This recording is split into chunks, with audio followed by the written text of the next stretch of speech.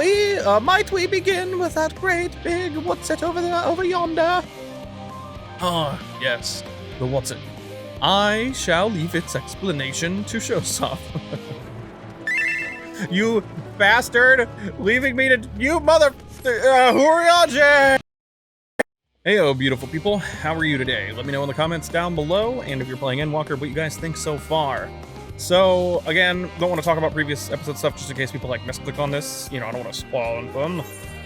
So, if you guys have seen this part, you know, which, unless you're watching people play it, just to watch them play it, this is where we are, so you'll know where it is. No job too small. Alphino is resisting the urge to pat himself on the back. I'm proud of that boy. Though our friends are searching for refined adamantite and sacred relics, we will only know if they meet your requirements once they've arrived. In the meantime, is there aught else we might do to be of service? Ha! You've already done more than enough. If I had to say, though, I could use someone who knows a thing or two about elegant technology. You there, the lad with the red eyes and matching hair. You seem to know more than the average scholar. Ha! If only Master it was like Kokol? Kokol? I think it was Kokol. Knew how right he was. While he and Graha establish a report, why don't we help with preparations for the Great Exodus?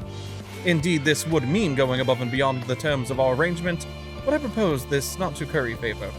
I might have misread that. As confident as I am that we will succeed, we must be ready for every eventuality. This would also be an opportunity to familiarize ourselves with the logistics of traversing great expanse. And if nothing else, it beats twiddling our thumbs while we wait for the adamantite. You're right. Let's do this. Proud of you, little son boy. My child. My not child. Well, ain't you a bunch of helpful buggers? If you'd mind to lend a hand, I know where you want to go. Charlie and Hamlet is lousy with researchers and scholarly types, busying themselves preparing for the Exodus. That lot need all the help they can get. Well then, off we go. Doggy? Or my dog. From what I can tell, a lot of the people actually live down here. I don't know how much help we can offer, but I dare say they'll benefit from some of that fresh inspiration Scholar Montaigne mentioned. Let us start by asking around, ideally, without getting in anyone's way. Let's meet by the Aetheryte once our work is done. Helping with the art. Even with all the power Master Kokol managed to squeeze out of the Aetherburner, it's still not enough, apparently. And now I hear the final days have arrived. Horrible creatures, fate nearby. Horrible creatures running rampant all over. If only we'd begun the Exodus sooner. People are dying, and there'll be no end to it if we don't fulfill our duty. But we will. We've spent years preparing for this moment. Believe in the plan, and all will be well. Oh, hello. Are you one of the new helpers? Working on the Aetherburner? Oh dear, I hear things have come to a standstill on that front. Even so, I'd choose that over my current duties, checking and loading samples all day in, day out. It's tiring, thankless work. Still, no one will be cross if I misplace a few lagoons or what have you. The Forum's got enough on their plate as it is, what with deciding who gets to board the Ark and win. A lot of powerful people have opinions about that. My heart goes out to Master Foshino and the others. Hardly get a moment's rest, I expect. Do they even have time to sleep? Offering to help? That's very kind. But I should be able to organize the rest of the documents by myself. It's mostly lists of the things we'll need once we arrive on the moon, and then whichever star we choose is our new home. My duties largely concern the maintenance of living conditions, so I'll be a lot busier after we depart. I hear that our lunar collaborators have come down to assist in our efforts. I'm looking forward to finally meeting them in person after having communicated with them in such a limited capacity thus far. To be perfectly honest, I've not even the slightest idea what they look like. I do hope they're not enormous looming giants. Why, I would much prefer something small and fluffy, like that behatted rabbit that ran by. Fancy meeting you here, Shosov. Our friends in the forum brought us to see their teeny tiny toy boat, which was quite impressive considering they didn't use any creation magics. What we're really interested in is Aetheris itself, though we now find ourselves in a sort of funny underground miniaturized version of it. Well, we were hoping the forum would give us a guided tour, but it appears they're rather preoccupied Honestly, all that time to prepare and they're still not ready. I suppose we'll just have to show ourselves around, or at least that's what we were planning to do, until we chanced upon Oriante and your good self. Since you're both dawdling about, engaging in idle chit-chat, perhaps you could show us a few points of interest. Won't that be fun? Uh-oh, do I really? Uh-oh, okay. Wise guides. Try as he might, Oriante cannot free himself of the labyrinths. A tour of Labyrinthos? An unexpected, yet prudent suggestion. Given the similarities betwixt the artificial environment and Bestway's burrow, it would be in our best interest to have the labyrinths acquaint themselves with those conditions deemed optimal by their Charlian collaborators. I fear, however, that continued reliance upon my limited knowledge would risk narrowing rather than broadening their perspectives. Mayhap thou art better suited to lead this venture. What a marvelous idea! Might we begin with that great big what's-it over yonder? Ah, yes, the what's-it. I shall leave its explanation to Shosaf. Fucking, you bastard! Leaving me to, you mother, Huriage! Goodness me, build something so large without creation magics is positively stupendous. Perhaps you could direct our attention to its most important features. Oopsie, whoa. Windmill, right? Oh no. Okay, thanks. It's a little hard to see from here, but is that a golden pipe connected to the top of those tanks? And I can see through that window another pipe at the bottom. Ah, this must be for purifying water drawn up from below. Is that water I hear from inside the great big tube? It must be because of those cogs and that gigantic wheel at the top. Oh, I see. That's how they draw up the water. There's probably some sort of spiral-shaped mechanism inside it, too.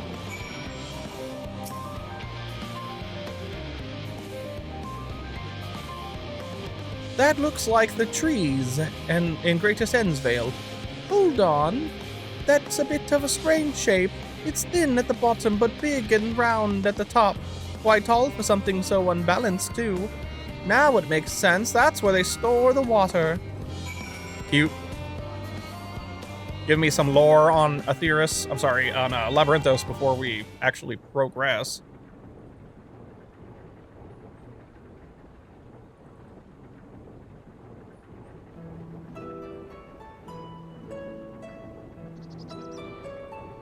Well, if I were to hazard a guess, water drawn from underground, presumably with some other mechanism, is purified here and stored in that tower before being distributed elsewhere. I'm right, aren't I? I knew it. A design brilliant in its simplicity. I dare say it would only take a moment to install even the harshest of environments. For us Lobrits, that is. Indeed. Securing a reliable source of water is of the utmost importance for any fledgling settlement. We have read, however, that people of Aetheris sometimes make their homes in arid deserts and such. How are they able to survive? Near an oasis, areas near waterfalls are common sites, village in Girabanya. I gotta say... I'll just say the Thanalin one.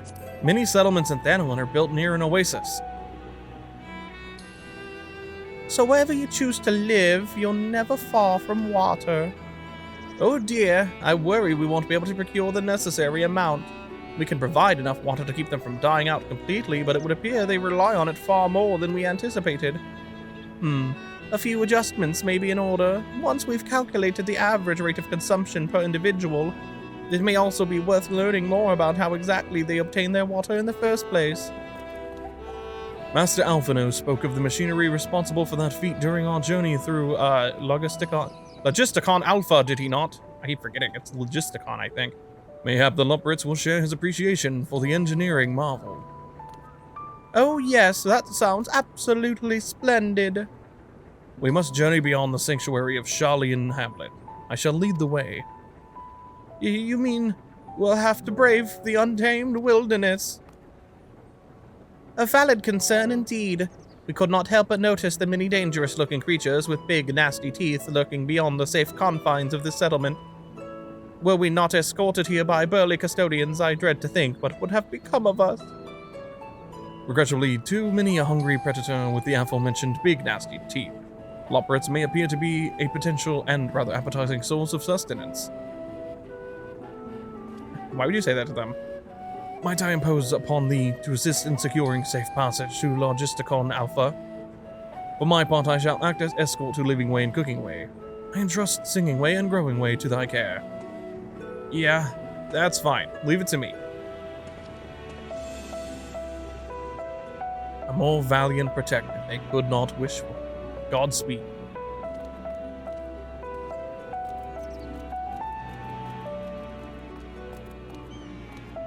If it's all the same to you, I'd rather not be eaten by some horrid beastie. Come along, Growing Way. Do the water extraction, what's it? God, they're so cute. Thank you so much. I really hope this water extraction, what's it, is worth these harrowing experiences. All part of the fun, some might say, but I'd rather not be burnt to a crisp if it's all the same to you. Sorry. My friends, I bid you welcome to Logisticon Alpha. Our destination doth lie at the lift's top. Pray, follow me. Okie dokie. Marvelous, simply marvelous. So this is where the magic, or science rather, takes place. The perfect environment to sustain life artificially created. The knowledge we'll gain here will be essential when we start looking for new stars for your kind to inhabit. Apparently, most of them don't even have air for you to breathe. You're all very lucky that the theorist just so happens to provide everything you need to thrive. Or did mankind turn out the way they are because of the available resources, I wonder? Either way, it's nothing short of miraculous, and I cannot wait to see more of it. What up, Cooking Way? Agriculture shock. Cooking Way is eager for a change of venue, or at the very least, change of what's it. This is all very wonderful, I'm sure, but I was rather hoping to learn more about your nourishment provision facilities. In other words, where's the food? I believe both the knowledge and consumables you seek may be found at Mariol Agronomics, as I imagine Singing Way and the others intend to study every conceivable facet of this apparatus. Wouldst thou be so kind as to escort our visiting culinarian? Yes, that sounds much more interesting. Hopefully I'll be able to see firsthand some of the delicacies Oriange was telling me about. Even his incredibly vivid, if a bit too verbose, descriptions cannot compare to sampling them myself, not to mention Aetheris will soon be no more, so I must learn all I can while there is still time. Let us brook no further delay! This is the place, yes? The heady aroma was enough to guide me here, and I've spotted several of the fruit and vegetables featured in our compendium. I'd dearly love to try some, but I read that those who help themselves to a farmer's crop without permission are often caught and put into pies. Perhaps you could ask who's ever in charge if they would be willing to part with a few samples. Oh, okay, Cooking Way, let's go. What a fine mess this is. Hey, can we get some food? Samples, you know? It's you, the one who climbed down the mine shaft. I'd show you around if I could, but I'm brushed off my feet preparing for the exodus. And I'm not the only one. We've all got to find ways to do what we do down here, up there. First on, down here, up there. First on the moon, then on whichever star the forum decides will become our new home. It's all so sudden, so unreal. Don't you want to go to the moon? Well, it's better than waiting for the final days to claim us. But no matter how carefully it's all planned, we'll never be able to take every variety of flora and fauna with us. Even the ones we can take may not survive in their new environment. So many species doomed to extinction. Sorry, that's not what you came to talk about, is it? Nothing quite so dire, I assure you. We merely wish to sample a little of your produce, if we may. By all means, help yourself. Much appreciated, my good fellow. So, where to begin? Oh, I know what those are. Or these are grapes, yes? Let's see if they are as delicious as they look. I like grapes, but they're not for everybody. So sweet, so sour. The taste is much like a ripe philosopher's carrot, and yet the texture is entirely different. The contrast between the outer skin and the fruit within is most peculiar. Though far from unpleasant, yes, I think I'll try another. Stop trying them. You're gonna eat them all, aren't you? Well, that's certainly given me food for thought, though in a far less visceral manner than any philosopher's carrot. But tell me, what is your opinion of grapes?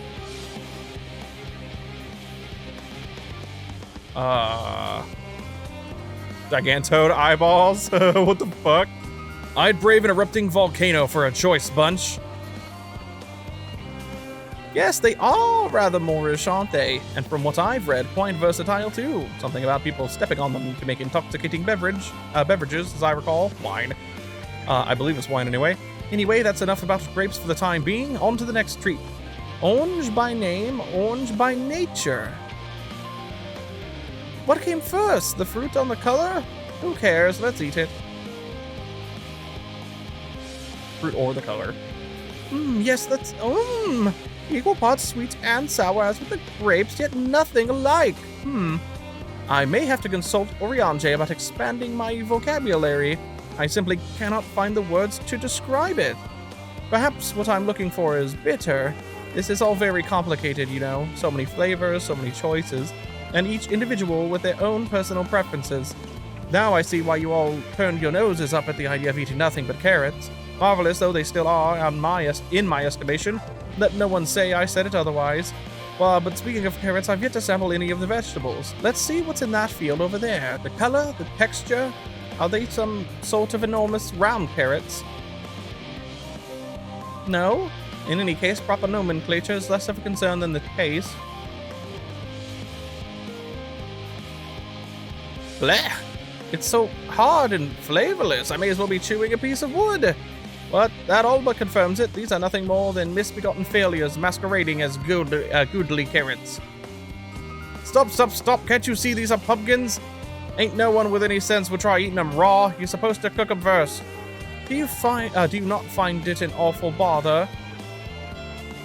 Far from it. Cooking is a joy unto itself. And what's more, it broadens the range of ingredients that we may safely eat. But above all else, cooking allows us to draw out the full potential of our produce. Pumpkin stew has been one of my favorite dishes for as long as I can remember. That perhaps even these hard blocks of plant matter can become as delicious as the orange I sampled. I wonder though, if there is anything even more delicious, how about that yellow fruit over yonder? Oh my god, are they gonna have a lemon? What a wondrous fragrance. With luck, it'll have a flavor to match. I've no idea how these are eaten. I'll just bite into it. Ah! My tongue! Is this poison? It's called sour. A lemon? You mean it's supposed to taste like this? How could something so similar to an orange be so revolting? Hey, I take offense to that. I fucking love sour stuff. There may be some time before my palate recovers from this ordeal. As such, I had best call an end to this round of sampling. Let's say our farewells and return to the others.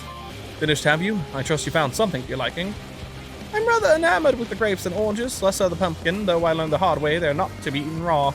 Then there was the lemon, the deceiver. I still feel so violated. First time, was it? I'd hate for you to leave with a bad taste in your mouth, in more ways than one, so I'll give you this lemon muffin I baked. If this doesn't change your opinion, nothing will. More lemon? Have I not suffered enough? Nevertheless, it would be remiss of me to spurn this opportunity to... Bitter sick came up there. Learn more about your inscrutable ways. Very well. Lemon muffin, do your worst. Yeah, there's lemon stuff you can have that's not sour as fuck. Lemon cake and lemon muffins are great.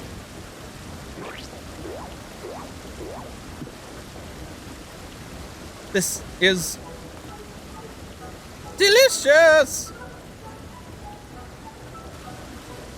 Although I still detect a hint of lemon, it complements the sweetness of the dough to create a perfect harmony.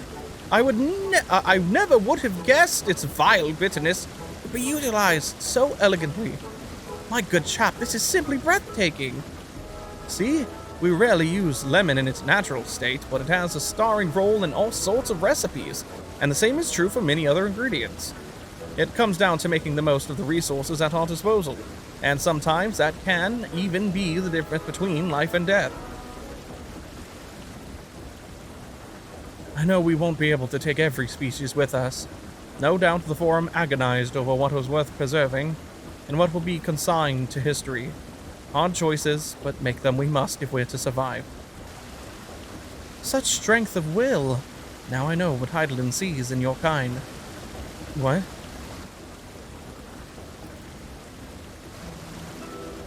Mankind, the Loporits.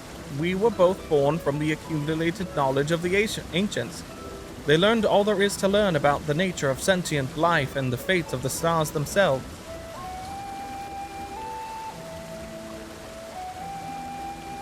Once a civilization has fulfilled the basic requirements for survival, it will inevitably seek to eliminate all forms of negativity and achieve perfection. And therein lies its folly and its downfall. For perfection is an unattainable ideal. 'Tis the paradox of the immaculate carrot. Yet civilizations since time immemorial have deemed the pursuit of perfection as progress. They pay no heed to the costs incurred in their futile quest, and all too often become the architects of their own demise, their dreams forever unfulfilled. What then is the alternative? The answer lies in knowing that our existence can never be perfect. To be content with what we have and make the most of it.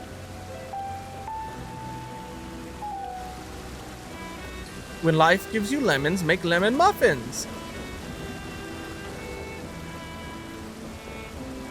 Pardon my Eorzean, but what in the seven hells are you on about, and who are you anyway? Cooking way at your service. I'm here to help prepare for the trip to the moon. And once you get there, you'll be able to try my carrots. I've been growing all different kinds. But don't worry, there'll be room for your crops too. We'll work together to preserve as many of Aetherius' species as possible, if you're up to the challenge. Yes, of course. I look forward to it. Well, this has all been highly productive. Probably. Let's go and see if Urianger and the others have run out of machinery to inspect, shall we? Okay. I'm glad you had fun.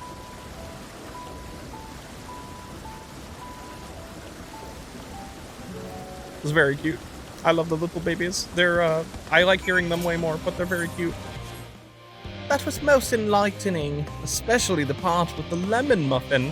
Actually, I was wondering, do you know of any other places famed for their cuisine? Limsa Limensa or the Far East as oodles of noodles. I will tell them about Limsa as much as I want to say this because he's from the East. Limsa Limensa is home to the Culinarians Guild and many less than savory establishments. Would that I had time to visit. The more I learn of Aetherius, the more I wish we could spare it from the final days. Alas, Heidelin's orders are to flee, not to resist. If only there was some other way. That's the plan, little bunny. Uh-oh, picture Sage Council. Urianger appears to be tallying the Loporits in preparation for an imminent departure. Shosov, I trust thy time at Merial, I remember how to pronounce it, agronomics did bear fruit. Our own efforts too were rewarded. We now possess an embarrassment of educational riches. No doubt our guests' relentless pursuit of knowledge could occupy them and us for a fortnight. Alas, time is of the essence. Let us return to Charlian Hamlet forthwith. I shall gladly attend to each and every Loporit there, should further questions within my power to answer arise. Okie dokie. Huh? Growing way? Aw. I was sitting here thinking that it was time to, get the fuck out of here, but...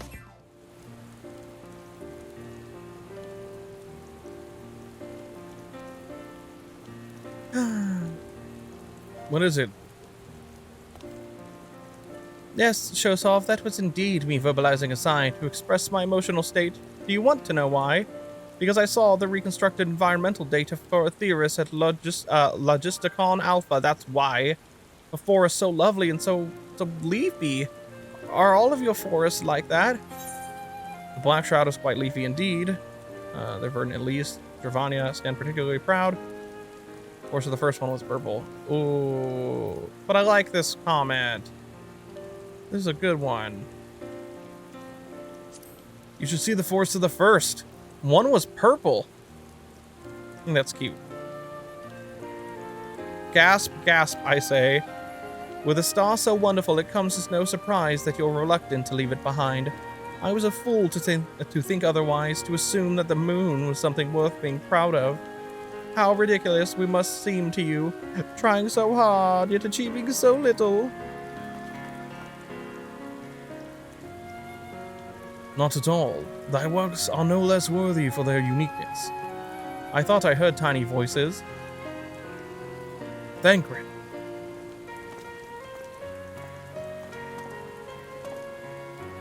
How didst thou fare? Oh, I was able to glean a fair bit from the researchers while helping to move their cargo. Preparations have proceeded without interruption here despite news of the coming end. We have the forum's leadership to thank for that. That doesn't mean people aren't worried, though. Quite the opposite. Knowing disaster could strike at any moment, they hurry to complete their work, equally aware that a single error could be the difference between life and death, and we can hardly tell them that there's no cause for concern. Perhaps not, though aided by our goodly growing way, we may yet find other ways to lighten their burden. And me? We've used to people? I'm honored that you would think me so capable, but I'm not sure that I'm up to the challenge. Nevertheless, I believe in thee. If you say so, I suppose it can't hurt to try. I passed someone moping in the Western Plaza that looked to be in need of a helping paw. Perhaps you might start with him.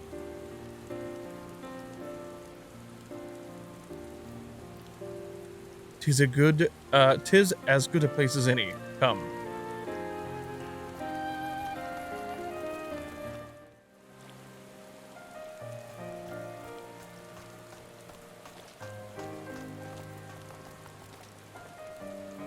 Fork from the hardest piece, from up on high. Oh, can I help you? Sorry if you guys can hear that. It is you who would help me. Is my anxiety truly so obvious? A burden shared is a burden eased. Pray, tell us of thy troubles. Those little fellows do look like good listeners. I'm an engineer, you see, and what they say of the ship, that it's the sum of decades of Charlian ingenuity, that it's built with peerless, elegant technology, is all true, but I know that none of that's a guarantee. We've never before launched a starfaring vessel, let alone flown it in the great expanse. All the tests we've run have been on the ground. Only operational personnel and cargo will be aboard for the first voyage, but even so, if it fails us then, what can we do? And if it doesn't, it could fall apart on the next flight or the one after that. Understandable anxiety. Holy crap, Nora is barking. We've done everything we can to prevent that from happening, but it hardly matters. We thought the Etherburner's design was flawless too, and look how that turned out. Thou art familiar with these most daunting technologies, and thus dost thou hold the power to allay his fears. Oh, I'm not sure about that, but well... Maybe you could tell me if there are any aspects of the ship's design that you're especially worried about. Our ability to walk about and perform our tasks, for one. I've devised a means by which to employ gravity, a spatio-temporal spell, to regulate the environment, but what if it's not strong enough? What if everyone floats away and begins crashing into things as soon as we've left the star? Ah, gravitation. Maybe I can be of help after all.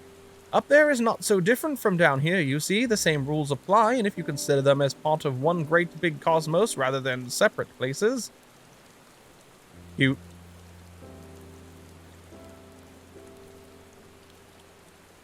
I suspect both parties shall find comfort in this conversation. Yet if Thancred's tale be true, still others would benefit from insights born of experience. Might I prevail upon their operates to attend them? An excellent idea, if I do say so myself. There is naught we'd like more than to ease the hearts of the fine people of Aetheris, and learn more about them while we're at it. Full glad am I to hear it. Gather thy companions and bring them hither. Chosov, thou hast a gift for finding souls in need of succor. Pray, seek thee out the distressed and the apprehensive, and inform them that help is at hand. I shall await them here, that I might introduce each to a suitable operate. Understood. You can leave it to me, Oriange. Hopefully I can find some people quickly.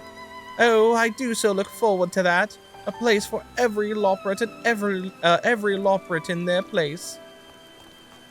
They're just excited. That's cute. Just leave me to my misery. The forum can appoint someone else. I apologize. I simply don't know what to do. How am I supposed to pilot the Ark if I'm already falling apart under the pressure? Actually, I can help you with that. You know a starship pilot that I might speak with? Truly? Well then, there's no time to waste. They can help me prepare for this monumental task. Ah! Have you heard anything of what's on the moon? I've no doubt that we can make it up there, but the searching for a new star part of the plan sounds awfully vague to me. I asked the forum, but they only tell us that our collaborators have everything under control. Forgive me, but I don't feel particularly safe wandering through the sea of stars of God knows what made by gods know who. Go to these boys. Right now. Go over there. Now. You mean to say that I can speak with them directly? Amazing. I hope they like questions. I do like the ones that are like excited to do this. It's pretty cute. This woman is doing better than you are. Blasted assistants. What have they gone off at a time like this? Beg pardon, but I have not the time for idle chit-chat. I need to reconfirm that ether levels are consistent throughout the vessel's machinery, and it seems I shall have to do so single-handedly. I swear when I find those assistants of mine. Actually, if you need help, the Lopbrits are willing to help. Why didn't you say so? At least they won't moan about how they checked 2 dozen times already and haven't slept in weeks, lazy sods. Dickhead. My face? What's wrong with my... Ow. Perhaps I am a bit tense. I was tasked with ensuring that the proper fauna and only the proper fauna are brought with us to the moon. However, the suitability of a few species is still under debate, and I can hardly make the decision myself when I know so little about the environment up there. Maybe you should go talk to the people who live there? Including the Lobrits in our discussions is a wonderful idea. I absolutely will, thank you. Perhaps their biology itself might offer some clue as well. The end of the world is nigh, yet the work goes no faster. Schedules are such temperamental things, feasible one moment, utter bollocks the next. And yet I've never felt so alive. Only sleep can save her now, what the fuck? What am I thinking about? The medical facilities on the ship, of course. I designed them with the assistance of our sages and, I forget if it's Churagans or I don't remember the old word. But to imagine every illness or injury that one might face in that great expanse is beyond any of us, to say nothing of the effects that living out there indefinitely might have on the body. You can actually go talk to the babies. The crew from the moon? Why did I not think of that? Yeah, why didn't you? I'm kidding. They're all stressed. Hyperventilating engineer, geez. By the gods, my chest is tight. Am I dying? Is this what dying feels like? You're having an anxiety attack. I have them every day. Oh, pardon me. I didn't see you there. There's no cause for concern, I assure you. No cause for concern, even though we may need to depart at any moment, and if the hull I designed buckles under the strain, the entire vessel may explode on launch, claiming countless lives, and dooming all mankind, but that is highly unlikely, yes, highly unlikely, highly... Poor guy. Our visitors can help me triple-check for structural flaws, you say. Why, that would be wonderful. I'm breathing more easily already. Poor dude. Yeah, panic attacks suck. Oh, I thought this one wasn't anything at first, but now it kind of sounds like it was. I was in need of a little break, you see, but then I found myself unable to relax at all, so I went on a walk, and then I noticed these weeds, and... Pleasant conversation partners, and oh so fuzzy. Goodness me, that does sound like a much better way to relax. Cute. That's cute. Consult our collaborators. I suppose that would be more effective than sitting here brooding. I'm attempting to calculate how much cargo we can consolidate into fewer trips should the ether burner make our original estimates unfeasible. But there are simply too many variables. I feel as if my brow will turn inside out. But perhaps our lunar associates will have more insight into how much weight constitutes too much weight for our purposes. Thank you for letting me know. Okay. That wasn't too bad. That could have been the Moogles that we had to find up by, that one place at Heaven's Ward. That quest sucked. Behold, shows off. Through thine efforts, word hath spread throughout Labyrinthos. Verily, to a far greater number than we anticipated. Living Way doth gather more loporits as we speak. I shall assign each in accordance with their skill, so that new bonds of friendship might be forged. Should greater matters require not thine attentions, watch over them, I prithee. Oh, I'm actually gonna watch. It probably is. I mean, it had a picture. It's gotta be a voice cut in. I thought the dungeon was gonna be sooner than this, or else I would have probably just kept recording last video, but that works.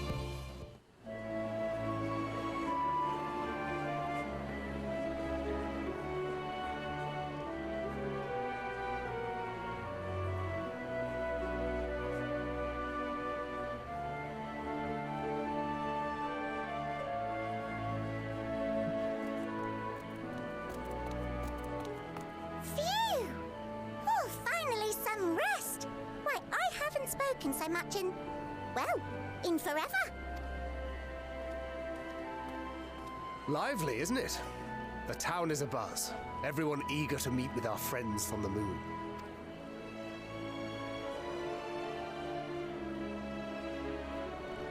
'Twould behoove you to consult with Sleeping Way. As our moon's pilot, his advice should be most pertinent. I'm impressed. Truth be told, I struggle to tell one from another. No offense intended, of course. Yeah, they are just bunnies. None taken. After you and your friends left Mare Elementorum, we spent no small amount of time with your Urianger. Oh, the conversations we had. He told us all about Atheris, answered our every question, no matter how trifling or trivial. Look! Every page filled to the margins with knowledge. When I first arrived, I was struck by how little I knew. It was daunting.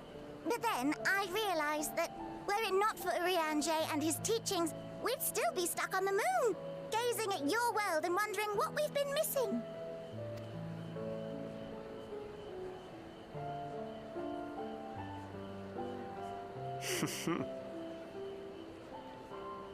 What would they think if they could see Urianger now?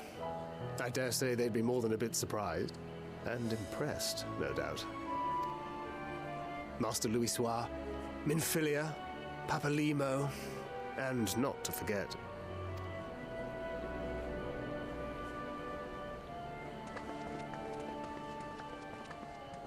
Oh no. I was just about to say Membrita. Oh, there. Heard there was a visiting expert who we might bother with a few questions. I take it you'd be the one. I'm assuming these are her parents. They were both Rose. Yes, I am.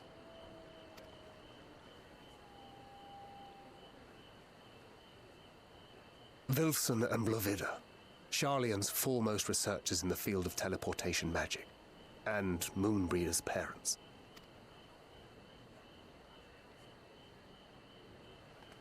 It hath been some time.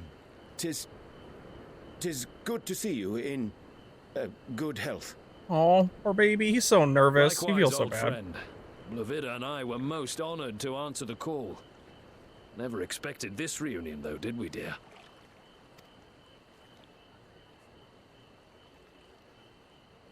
I'll say, the nerve.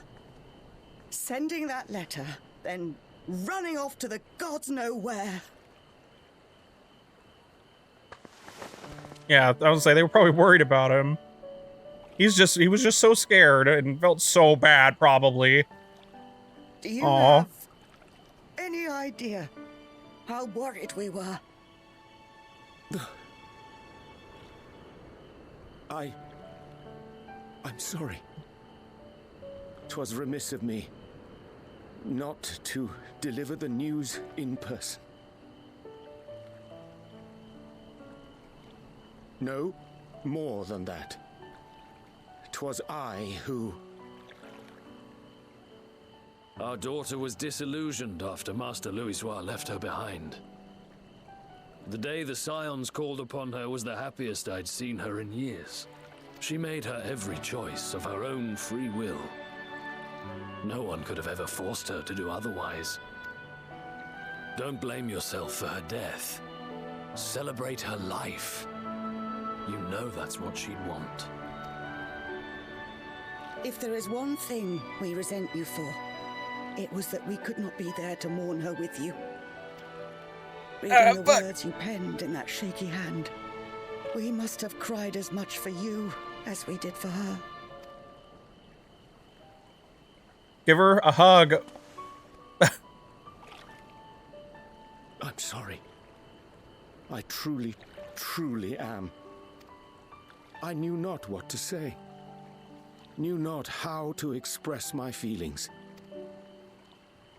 The poems and platitudes of wiser men, musings on sadness and loss, studied and memorized, and meaningless in the moment. Silly boy. We are all powerless before such grief. Even now, try as I might, the words escape me. But in our hearts, we know, we always know.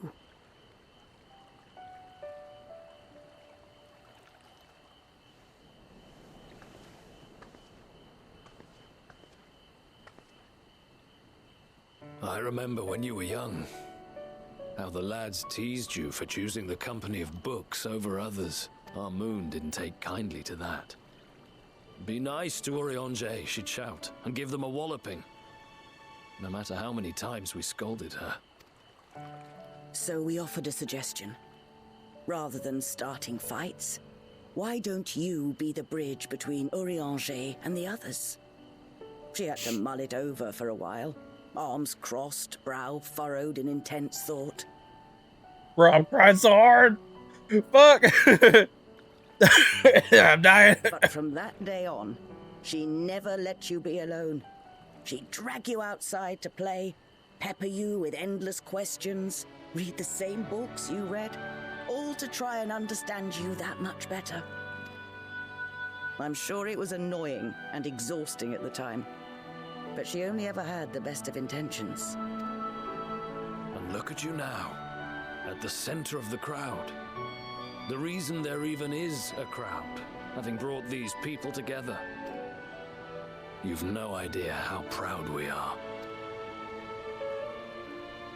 To see the boy, our daughter, trusted and believed in more than anyone, grow into the man she always knew he could be. I can see her in you too. Feel her. She walks with you wheresoever you go. So thank you, Urianger, for being who you are. That's some good shit, bro. Oh God.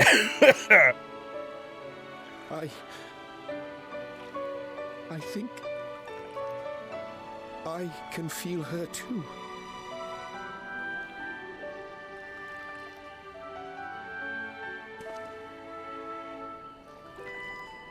The truth of her life. Not sorrow, but hope and love.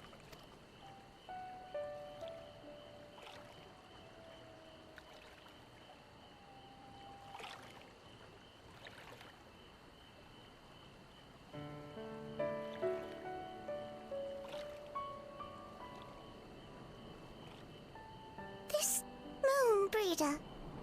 She was important to him, wasn't she? You could ask the man himself.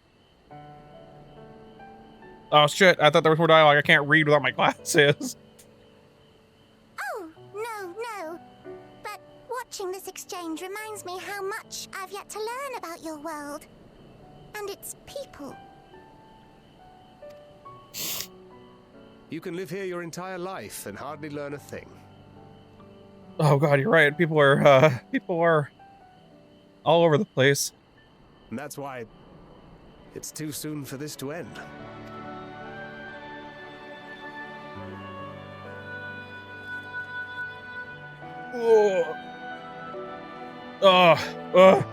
Sloppy. Sloppy. Fuck. Oh, no, that was too goddamn much. Oh, fuck. Yeah.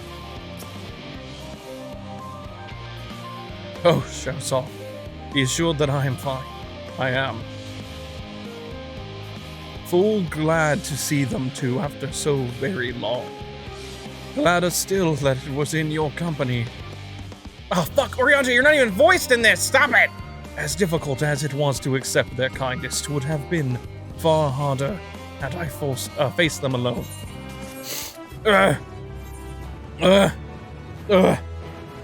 Hither and Yarns, the pile of anxiety over Charlie and Hamlet has thinned to more manageable levels. Though thou hast my gratitude for lending courage to the Loprits. Not disposed to rest on their laurels, several of our guests have elected to accompany my countrymen to their stations. I'm tired. Some few may still come hither seeking counsel, and so shall I remain to aid them as need be. If thou art needed elsewhere, do not let me detain thee. As a matter of fact, I was hoping you might check on Alice. Last I saw, she was struggling to carry an enormous pile of boxes out the west gate. I could go there myself, but we both know whose help she is less like to scorn. Not to mention that, much to my misfortune, I can think of several other things I ought to be doing. Until later. When the fuck am I unlocking this dungeon? I'm like, damn, we're like about to unlock a dungeon. I should probably stop recording. And now the game's like, no, only cry. Squeal, squeal. Shosov, what are you doing out here? Thanker told me to come help you. No, I don't mind if you help with the boxes, but it's far from the most exciting of tasks. Are you sure? Yeah, that's fine. Well, I appreciate the assistance. We need to get these to Aporia. Time is short, of course, but they're full of organic specimens and samples, so try not to be too rough with them. Alphino should be waiting for us when we arrive. I'll see you there. Alphino! Alphino! Alphino, it's me! Why are you crying? Oh, you're helping with the crates. Wonderful. You can put that there with the others. Well, seriously, Shosov, why are you crying? What happened? It was beautiful. You should have seen it, Alphino. You have my gratitude. But how did you come to be involved in this? Oh, it was Thancred, actually, asking if I could help. Ah, then I suppose I have Thancred to thank as well. I see he's right. If you're wondering why we were tasked with bringing these boxes to Aporia to begin with, so was I. It turns out that this is the base of operations of sorts. Those with final say as what is included in the ship's manifest can be found here. Father included, I suspect.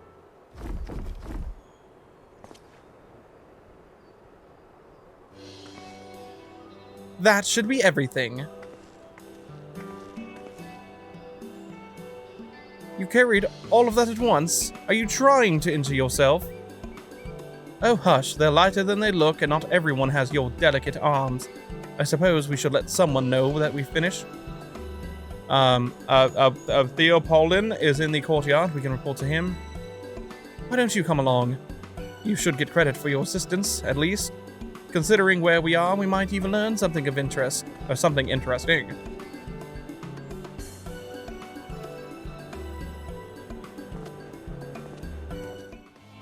Gods, it never ends, does it? What can I do for you? We brought samples from Charlie and Hamlet, Series 110. The crates are by the entrance. Oh, thank you. I'd expected one of my colleagues, but we are dreadfully short-handed. Just a moment. You are Fortuno's children, are you not? Alphino and Alexei at your service. You're well acquainted with Father, I take it? Quite. I've been friends with your parents since our days at the studium. I remember when you were ye-high, waddling hither and thither. Clearly, it's been quite some time since we've met. 'Tis good to see you again, wielding your father's knowledge, no less. You knew our parents when they were young. What were they like? Pray, spare no detail. I should like nothing more than to regale you. Alas, I am meant to be in charge here, and, I thought it said realms, and reams of paperwork want for submission. We can help with that, in exchange for the sort of stories our parents would never willingly divulge, of course. Very well then. There happen to be 3 sets of documents in need of delivery, so how about you each take one? I am a hero of the people, Spider-Man. Give me my letter. Wait right there.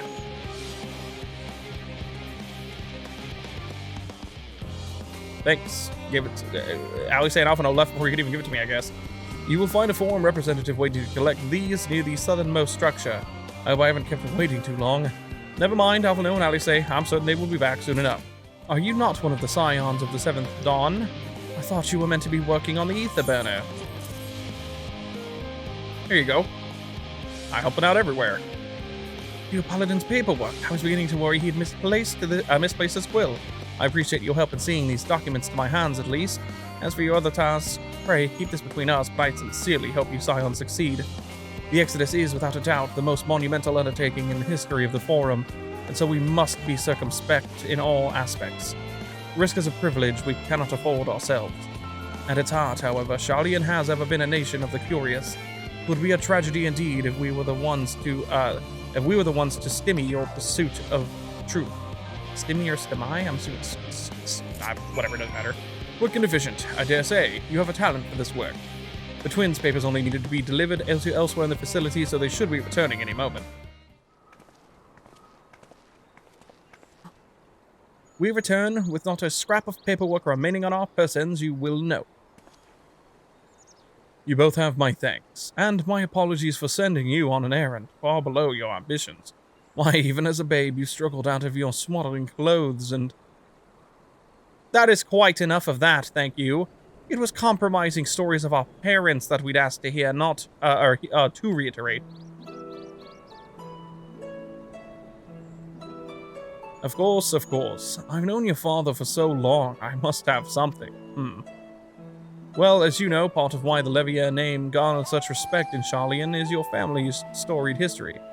You too can trace your ancestry directly to those who came aboard Nyangkrump's Hope, a lineage few can claim. I've never thought much of it myself. It's not as though our forebears founded our nation. They were simply there when it happened. Nevertheless, it has traditionally been a point of pride. It is why Nyangkrump's pronouncement, renounce the ways of war, and pursue enlightenment through knowledge and reason, has ever been our family's creed. Until your grandfather's time, Archon Louisoix looked not to Nyangkrump's words, but his deeds. He asserted in defiance of his peers that choosing to save the great and the small from the rising tide was the true mark of our founder's virtue. Perhaps it was his expertise, his knowledge of ancient prophecy and the fall of civilizations that led to him to conclude that to eschew conflict at every turn was to consign mankind to his doom. There will ever be conflict and calamity will follow, thus to ignore the plight of those one might conceivably save is not wisdom, it is indolence. You remember his words well. Indeed, Archon Louisoix lived by that personal creed, and used every means at his disposal to bring succor to those in need, Sharlayan or no. No one loved and admired your grandfather more than his son. Yet Fortuno could not reconcile Louisoix's deeds with the philosophy of their forebears and his peers, a philosophy in which he believed so fervently that yet made a pariah of his father. Fortuno agonized over the contradiction for much of his life. God's father. A son may carry his father's blood, but his choices are his own to bear. Is it not always thus? Gods know Fortuno is a cranky old goat, though I'm sure you butt heads often enough. Yet even so, you must know that you are constantly in his thoughts. Every moment of every day. That is not an exaggeration in the slightest. You should have seen him when you were born, barely recognizable. He was with a kind of dumbfounded grin. I'd not seen since he first took a fancy to your mother. He was practically skipping when he told me the news. Take my word for it, he loves you to an embarrassing degree. But he is also frustratingly single-minded. Once he's decided that a given action is for the best, he will stay the course no matter who or what opposes him. A profoundly annoying habit when you're on the other end of it, as I'm sure you will agree.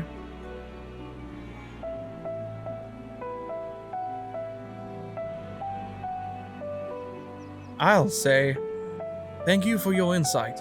When next we meet our parents, I shall mention that we spoke. Try not to get me into too much trouble now. I need the forum on my side. Speaking of which, I ought to be getting back to work. I have to make sure those specimens you brought make it to their proper places, or the cranky old goat will have my hide. We can speak again later.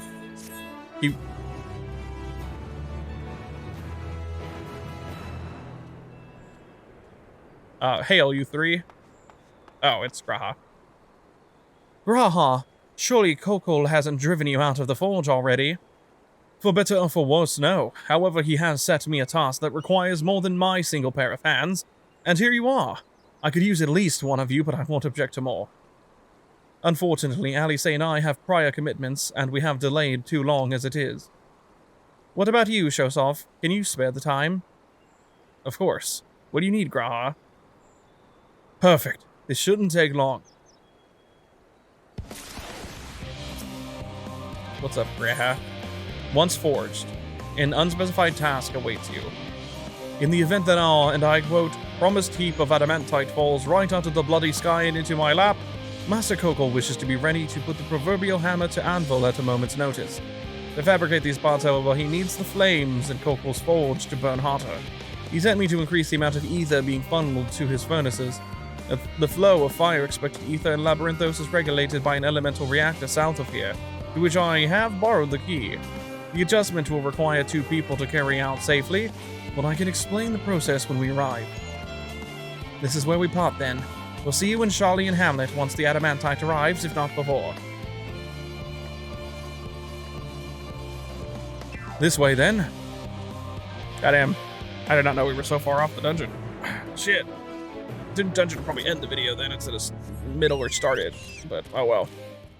This reactor is housed within this facility, or the reactor. I'll be the one to go inside and adjust the fire ether output. When I do, a rather large amount of water-aspected ether will issue from the vent at the top. I expect this to attract at least a few elementals, which we would both rather not be drawn into the reactor itself. Trust me. Can I ask that you put down any that draw too near? They'll pose you little trouble, I'm sure. Yeah, you can leave with me. Wait here if you would.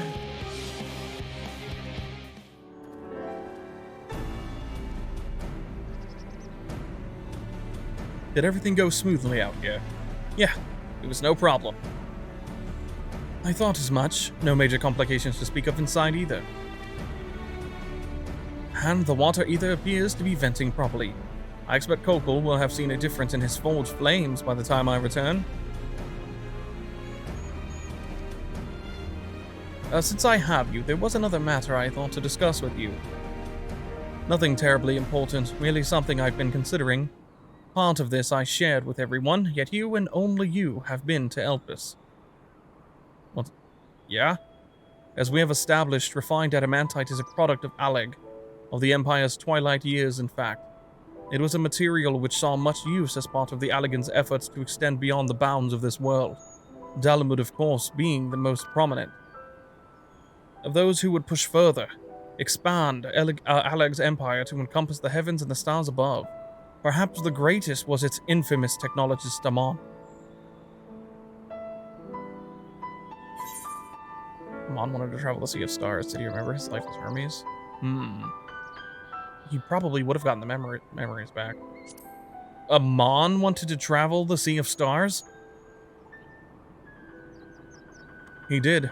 He must have had his own reasons, however, for there is no evidence to suggest that he retained memories of his life as an ancient. He only joined the Asians once the Empire was all but dust, as you know.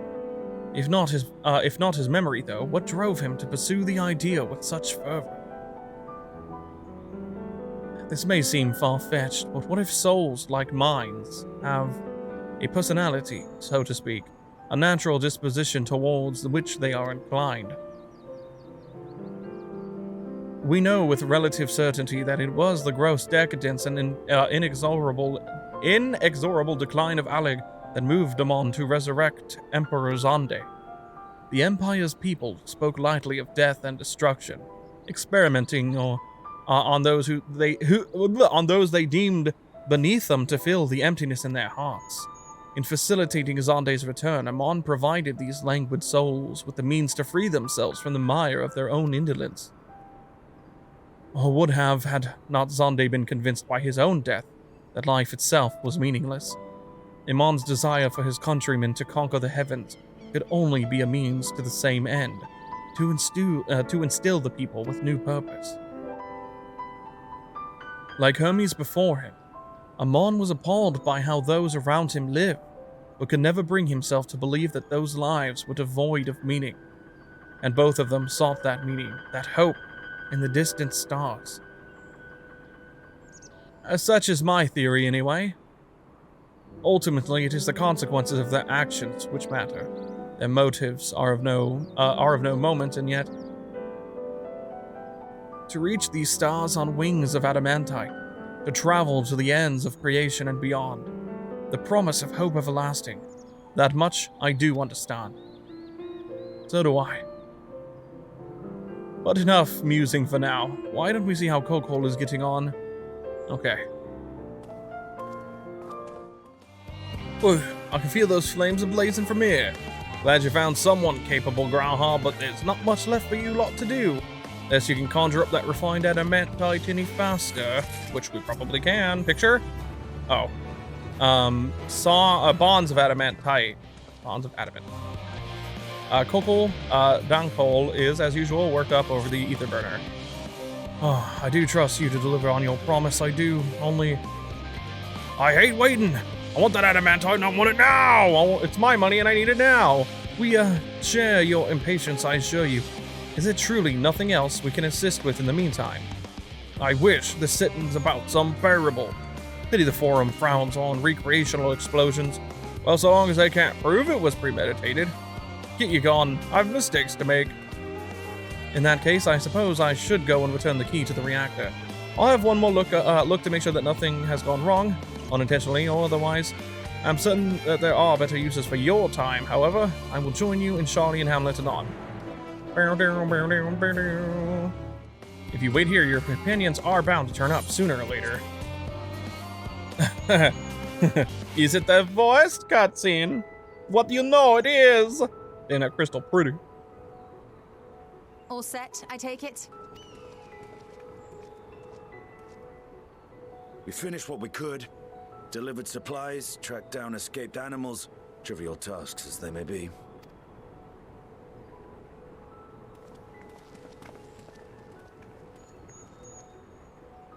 That's enough, don't you think? If there was anything more important still undone, that would be a problem in itself. The vessel is essentially ready for departure. All that remains is to load the final batch of supplies and see everyone on board. Once we've readied the ether burner, that is. Ah, had a feeling we might find you all here. Our consultations with the Loperites, too, have run their course. Pleased I am to say that our researchers' concerns have, for the most part, been allayed, though some insist on making adjustments to the very end.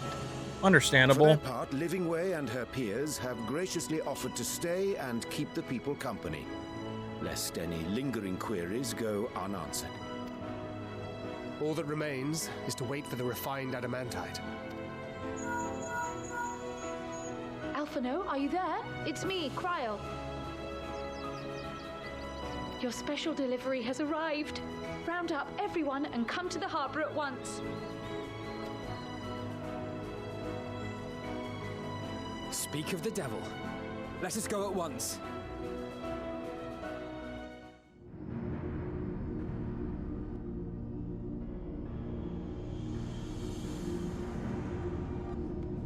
Forgive the intrusion, Master Fortuner. I bring urgent news. A great commotion has broken out in Scholar's Harbor. Your presence is requested with all speed. Oh? Something going awry?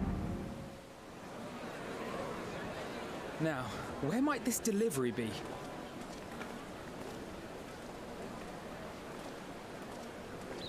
Oh.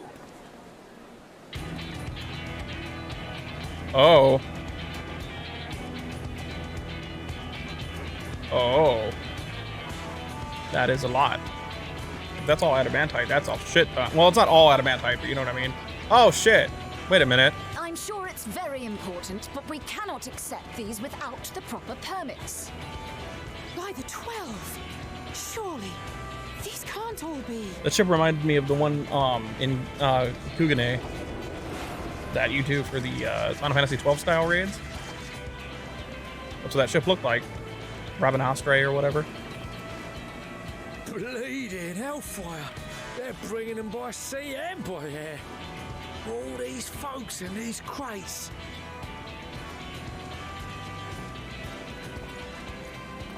And more on the way. Got your adamantite right here. A bigger haul than any of these sorry bastards brought, and that's no lie. Yes, because you were charged with seeing the shipments from Gridania and Uldar here, along with your own. Give credit where credit is due. Sounds like the sorry whinging of a sore loser. And a hypocrite to boot. Ain't no way a scrawny whelp like you took a dozen steps inside a Dalamon shard. I'll have you know I went all the way to the entrance. I played a vital role in keeping a lookout whilst our expeditionary forces secured the adamantite. Left you outside so you wouldn't get anyone killed, did they? Oof. Well then, credit where credit's due. You did a right fine job sitting on your ass. Take that back. Make me. What about the dragon? I want to know who that was.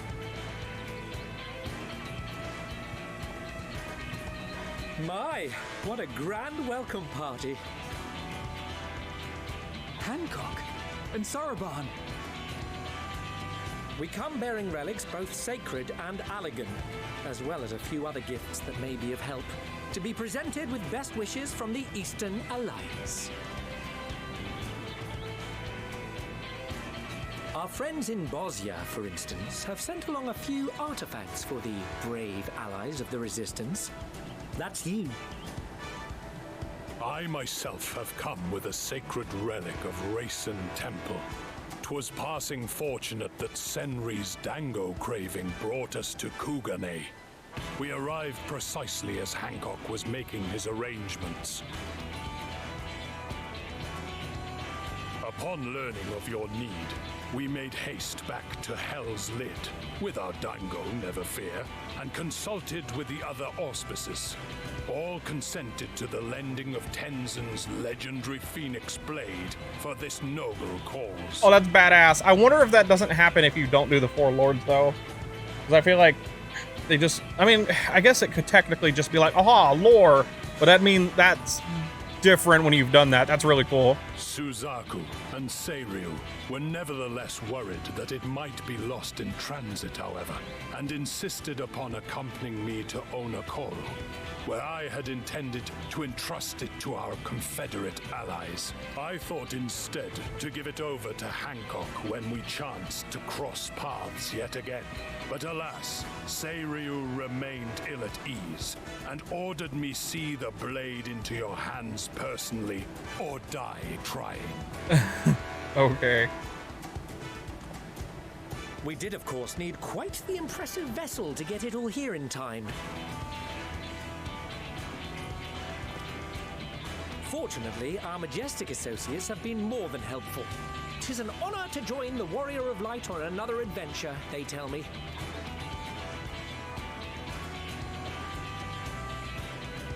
That is all wonderful to hear, but what of the extraordinary cost? I shudder to think of the ransom we must pay for such a bounty. Oh, Alphino, you silly. Fret not for your coin purse, young Alphino. Lord Lolorito looks ever towards the profits of the future, and thus the East Aldenar Trading Company went to some lengths to reduce the financial liability. And since the Scions funded the entire venture, not a gill need be rendered up in compensation. Everything is already yours. We funded the venture? When? Yeah! Don't let the name fool you. This coin keeper knows a thing or two about spending.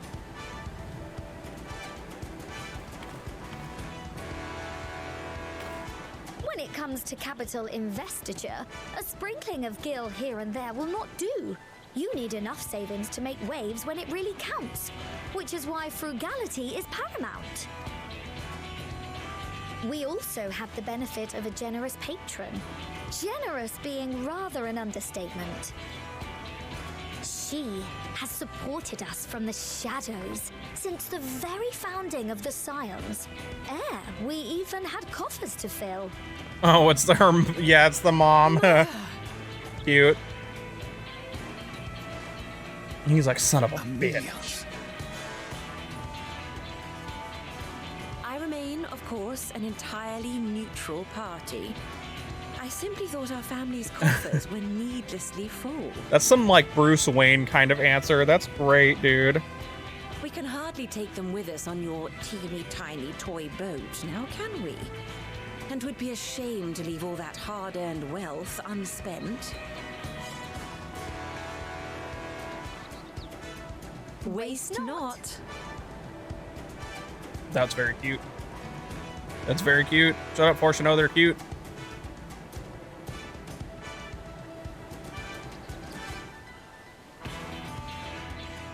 However did you manage so much in so short a time, though? We expected word to reach only a fraction of our allies. Did I not tell you I have my ways? Yay! Cool. You were involved too. Aaronville's a good boy. I received a letter from Cryo after we parted ways in Labyrinthos. I still love his voice. She explained what the Scions were trying to accomplish, and why you might soon require the services of the Gleaners, spread across the world as we are. I pray you do not interpret this as a betrayal of Charlotte. I accept that the Form's aim in pushing us to our limits was to preserve what knowledge we have, and I bear you no ill will for it. Yet, in collecting that knowledge, what I came to appreciate most about our star is that there remains so much we do not know. That is why I chose to help the Scions, to combat the obliteration of those countless undiscovered wonders. I held no illusions that they would be less demanding taskmasters. Though, rest assured, if I had, I would have been sorely disappointed.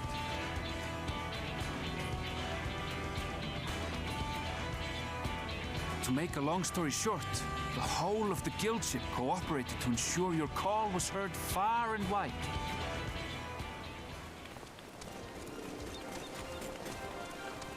Oh my god, cool. What's this about a ship that can fly to the moon? I'm assuming Alpha and Omega do not show up unless you've done the Omega raids too. And why didn't you mention it sooner? The one time you don't beg my aid, your problem's a bloody ship that can fly to the moon. I'm sorry, Sid. I didn't want to have to. You brought the team. I didn't want to have to talk to Nero. Of course. Garland Ironworks' finest. You need only point us towards my new favorite ship. As you like us not suspect, we've also brought adamantite for Mordona's Dalamud shard. Hell yeah. Oh shit, I thought that was auto text. I admit to some consternation upon first receiving Kryl's message. So few Scions remain at the Rising Stones now. Far too few for such an expedition. However, the Gleaners were able to secure us reinforcements. Idleshire's treasure hunters, not least among them. I know. How the Gobbyflop thought. Slowfix's gratitude for the safe return of his daughter has not waned, and he gathered his kin to our side with an astounding quickness. The clash between their machina and the Allegan defences was a sight to behold. I wager even you would have been impressed by the magnitude of the Gobby booms. That would have been cool. They're bringing people from the Alexander raid. Fascinating as all this is, I fail to see how it explains your presence here. Does Razat-Han not have more pressing concerns?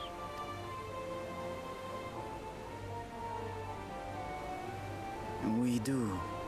Yet averting the final days would be the most expedient solution. That, and I am indebted to you.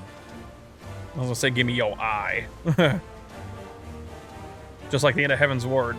Well, the end of post-Heaven's Ward. Those to take their leave of Thavnair, those you saved in Galimund remain my people. My gratitude is beyond words. 'Tis appropriate that I aid you in kind. If in the doing we bring salvation to others of this star, so much the better. you will recall that I spoke of my father, Midgard Summer, and his journey across the great expanse. As he traveled betwixt the stars, his resplendent scales drank of the ether in those nigh empty surrounds, and imparted to him the strength to persevere. Thinking they might further your cause, I called out to my kin for consent. Was that what that dragon was? Ashdaya's answer was silence. As ever, Tiamat and Hrisvelgre, however, responded favorably to the suggestion. My sire, too, stirred from his slumber long enough to speak and say, "What?" Very well. Thus have I brought you his own worm scales. Fit them to your purpose, and seek a worthier fate for us all.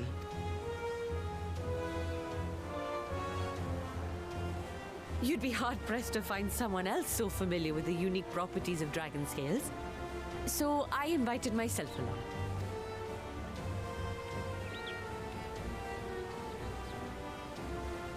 Fuck me, this is so unbelievable. I've gone right back round to believing it again. Forget a 6% He went full circle. gain in efficiency. With all these goodies, we could get 7, no, 10, no, 14 bleeding percent. Final Fantasy XIV. Think of how far we could go. What we could do with that much power. What we could blow up. If Kokol is duly convinced, then it must be true. In which case, the Scion's end of the bargain has been fulfilled. Would you not agree?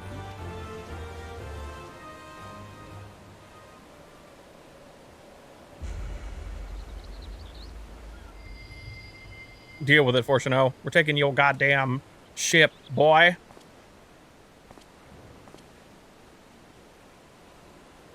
Yes, Father?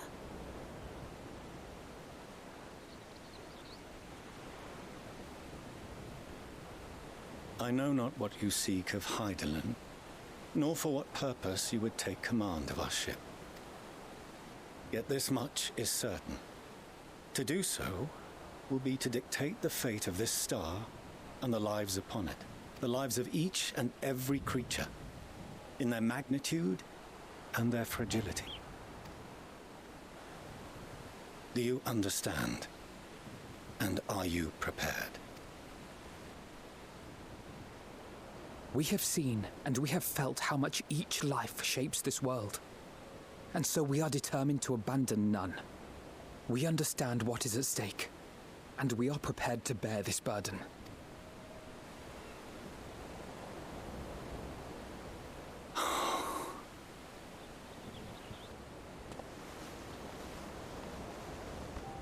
Then I will bear it with you. I beg you, share your struggles with me, as family.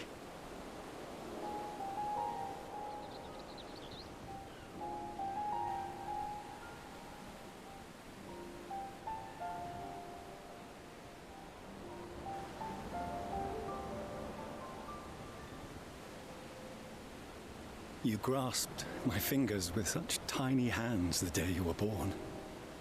I thought my heart might burst. It was love and happiness beyond expression. Overwhelming. And a conviction so powerful that I trembled with something close to rage. I had heard the final days foretold. I swore to myself then and there that I would not let them steal your futures.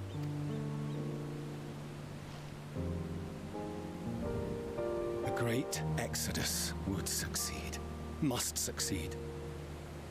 No sacrifice or sin was worse than the alternative. If anything gave me pause, 'twas mine own father. The Archon Louisoix openly decried Charlian's policies, a perspective which I regarded with increasing disdain as I grew older, yet even as part of me thought him a fool. Perhaps I also hoped that he, of all people, would devise a brilliant means to save my children. A naive hope, but stubborn enough that I could never bring myself to keep you apart.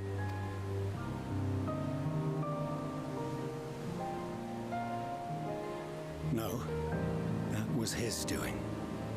When he perished at Cartano, as we pulled that twisted slab of Dalamud from the sea, I remembered the warmth of your newborn touch.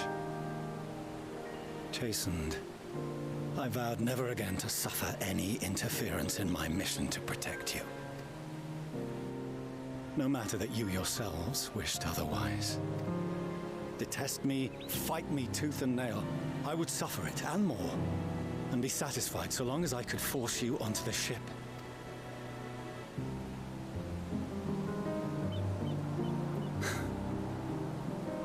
I was wrong. You two have grown so much stronger and so much wiser than I dared dream. You have earned the right to walk your own path, and already begun to do so. Good. Because there are things we care about, and people we love, and none of them is replaceable. Not a one. It cannot have been an easy journey for you to have come so far. We shall be glad to acquaint you with the finer details someday, once this danger has passed. All that we have seen and heard, that we have felt and learned in our travels. Red flags, no, don't say shit like that. It's not a kind world, but it is beautiful. Always. Oh no. Are you quite sure that's wise?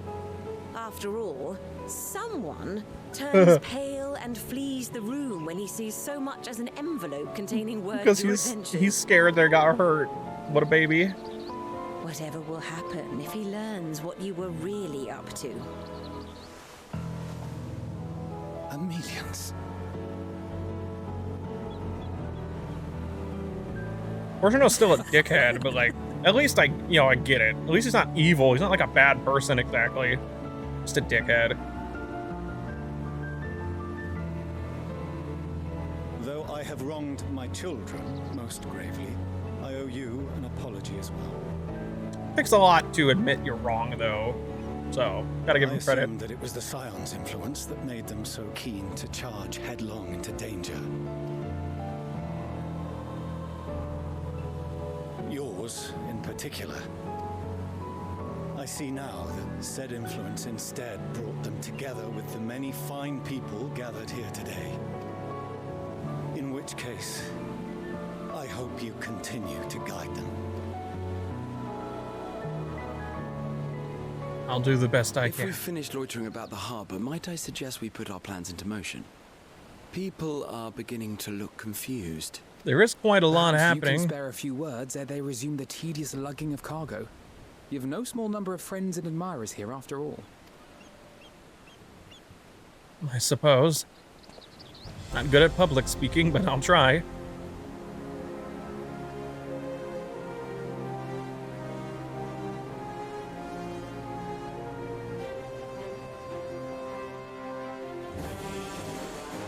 Oh, the music kicking the fuck in! Ah, fuck! God damn it! No, it's so good. Lend us your strength.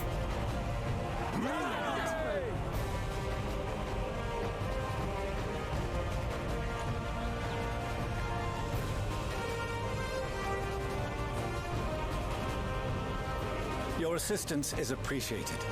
Now, in an orderly fashion, if you please. Dude, oh fuck. I haven't done main scenario roulette in a while. I actually haven't heard that song in a fucking minute. To kick the fuck in, it was like, ha ha ha, bitch! Shit! We finally managed to clear the harbor, which means the rest is in the engineer's capable hands. Meanwhile, Father has issued to us an invitation. As was agreed, he will reveal the means by which Heidelin may be contacted. We are to meet him at Aporia when we're ready. Given the vital knowledge she holds, I suggest we leave without delay. It transpires, however, that the forum's method for speaking with her is not without risks. I'm curious to hear what those might entail, but regardless, be warned. Most of those who arrived with the adamantite have offered to stay and see to any remaining tasks that need doing. The forum has already tasked for my assistance in overseeing the process, so you needn't worry about a thing. Thank you, Tataru. We're off to Aporia then. Aporia. Okay. Show some. I've already shown the others in some. You will want to speak with Clairlane. She has the key to the lift and can send you down after me. Oh, wait, wait, what level's this quest? Hang on, excuse my chat. It's 88? Never mind. I don't know how far off this next dungeon is then, Jesus. From here, we proceed to the heart of Labyrinthos and its most closely guarded secret. Thomazine? It marks the beginning and end of our efforts. Whence we delivered to seek audience with the star, and whence we will embark on our journey to the heavens. This way, if you please.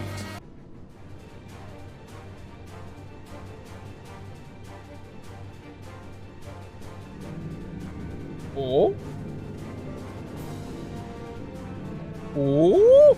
Some Final Fantasy XIII looking shit. It's crazy high tech. Holy crap. If this is a reference to anything, enlighten my ass. I don't have the best memory, and some of the games I haven't played in so long or not played.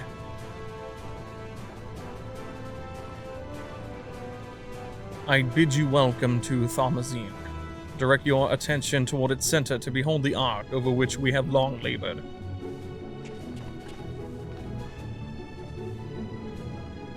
Cool. As you can see, it was designed as a medium-sized craft, the better to reduce fuel consumption. Miniaturizing magics have been applied to its interior to ensure that the thrust-to-weight ratio does not place too great a limitation on its freight capacity. The ether burner, as you know, has been removed for further modification, but we shall reattach it soon enough. I've received word that Kokol and several of your allies are working on it with an intense fervor. They are sure to see it done. It was by their expertise that many a prior disaster was averted. If anything, I fear they will not afford us much time for speaking with Heidelin ere they finish. Point taken. Let us move on. I must warn you again, however, that even with the benefit of our device, treat with her is not a simple feat, my brain could not read. I have done what I can to impress upon you the gravity of what lies ahead. Are you prepared? Ooh. Picture? Ooh, man, I've been recording for a while. I gotta end the video. I'm sorry, apparently Corden's out there fighting. We'll go do this next time. We'll see what happens. Wait, is this 89 though? Oh shit, we're getting close to the end game here. Motherfucker. Well, anyway, I hope you guys are staying safe with everything going on. I love you all. Hope your dreams come true. If you guys are playing Endwalker, let me know what you think down below. I will see you guys next time. So, peace out, everyone.